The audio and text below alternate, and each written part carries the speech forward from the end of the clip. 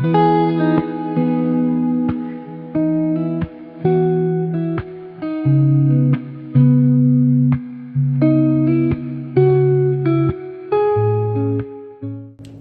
everyone, and welcome to today's podcast. I'm excited to introduce our topic for today. We'll be diving into the question of whether violent video games contributes to violence in young people. We'll be exploring the issue using the scientific method and conducting research on violent video games. We will also hear from two people with different perspectives, as well as an individual who engages with violent video game content. Now we'll move into that discussion, comparing two articles that have opposing viewpoints on this topic. Let's get started. Hi, I'm Jesse. Hi, I'm Zoe. And we're going to be talking about youth aggression and how it links to violent video games.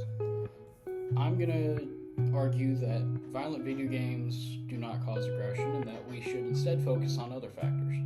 And I believe that violent video games desensitize people to violence. For starters, most studies linking youth aggression to violent video games only consider the amount of time spent on violent video games and then the direct correlation of how many fights occur. I feel that this is inaccurate, as we need to include other things that could lead to youth aggression, such as how often they're, say, hit by a parent or get into arguments with their parents.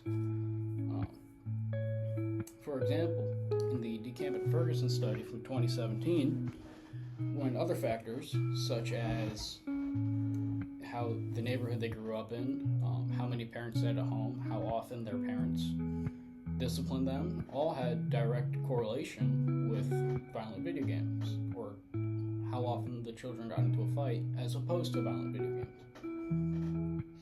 I noticed that video games such as GTA are more realistic than ever before.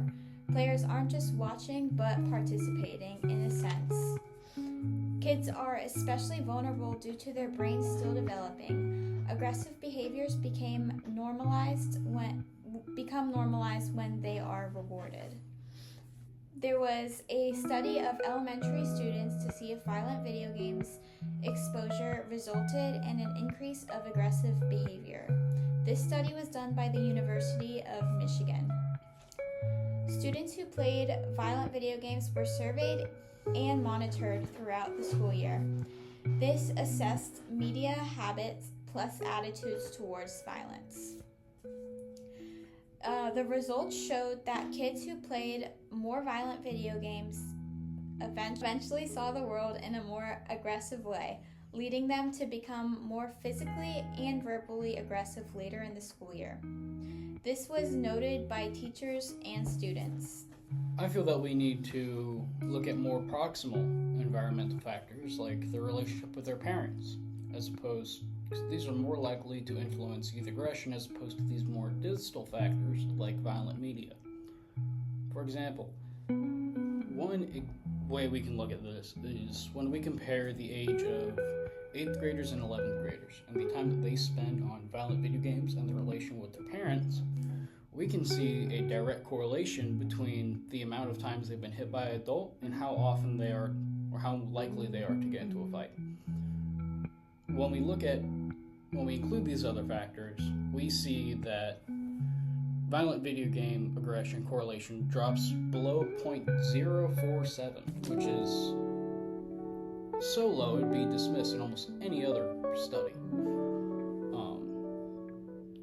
Additionally, how often or how long someone spends on violent video games has no coordination to how often they get into a fight, indicating that this is something more likely to be caused by poor relationship with their parents or getting assaulted or getting into fights with other adults. I disagree with that because although not every teen or kid playing a violent video game acts out or becomes aggressive, constant exposure could potentially weaken empathy and strengthen more aggressive thoughts. While we want to say that these cause youth aggression, when we look at the difference between 8th grade and 11th graders who have played violent video games since a young age, we noticed that the trend almost entirely disappears, indicating that this is something to do more with maturity as opposed to exposure to violent video games. Hi guys, today I'm going to be interviewing Emmeline Harvey. She's an educator at St. Lucie Public Schools. I'm just going to be asking you a few questions today. Okay. Do you think video games cause violence? Yeah, I do. I think that they can definitely cause violence in kids. Why do you think this? I think that it, dehumanizes some of the games out there, that they can just dehumanize our world and how people interact with each other. It really takes away some of that empathy that you learn by interacting with people, and if you're living in an alternate world, that can just kind of take away from that experience. Do you think that video games negatively impact their thoughts and emotions? Yeah, I think that it can really lead to a lot of depression and anxiety with people, not only just violent video games, but just like I said a little bit earlier, living in this alternate reality, it's VR worlds. It really takes you out of perspective of what day-to-day life is like. Do you think that video games should be monitored not only by parents, but maybe the people that they're buying it from? Yeah, I definitely think that there should be some regulations in place for that. At the bare minimum, parents should regulate what their children are doing online, especially if they have access to being in chat rooms or something within the games, or speaking to people online that they don't know. I think that that's another element that is dangerous and could lead to violence or affect their thoughts and emotions as well. But yeah, I think that it's kind of the responsibility of the video game makers and, just those policy, our lawmakers and stuff too, to put together some rules about that, so that we can try to work on children's mental health, because that's something that's definitely on the rise, is decreases in mental health. So I definitely think there should be some monitoring in place for that. All right, last question. Would you ever let your child play video games? So yeah, I don't want my child to grow up and not experiencing some of those games, or being able to play games with their friends. I wasn't allowed to play video games as a child, and I know it kind of made me a little bit weird sometimes, so I want them to have that ability, but definitely with monitoring and research. Thank you. Te voy a preguntar unas preguntas de videojuegos violentos. La primera pregunta, ¿crees que los videojuegos violentos hacen que la gente sea más violenta en la vida real? No creo que los juegos violentos hagan una persona violenta, porque los juegos no te definen la forma que tú vas a ser.